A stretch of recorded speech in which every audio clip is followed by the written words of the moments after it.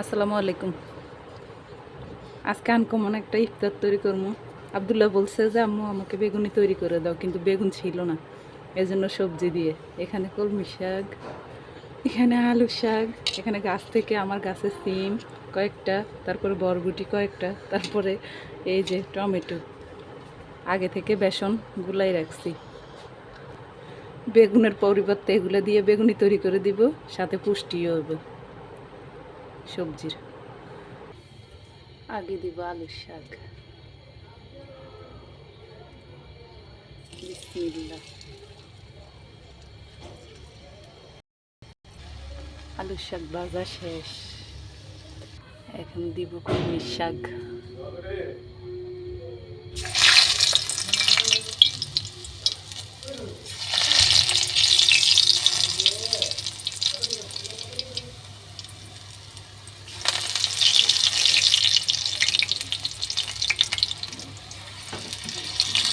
এখন দিব ধনিয়া পাতা।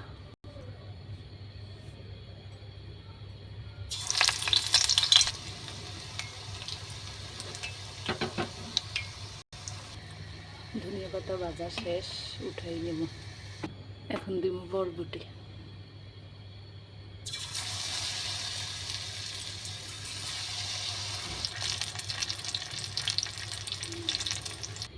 এখন দিব টমেটো স্লাইস। বাবারে, টমেটো কেন ফুটতে আছে।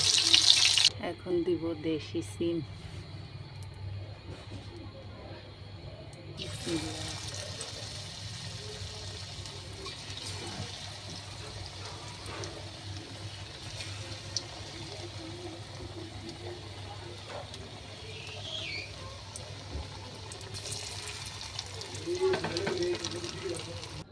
সবগুলো ভাজা কমপ্লিট।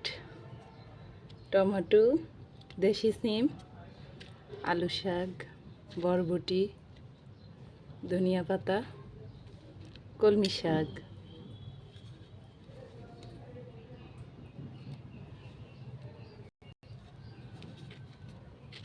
যাদের বাসায় বেগুনি থাকবে না, তারা এভাবে সবজি দিয়ে বেগুনি তৈরি করে দিবেন বাচ্চাদেরকে।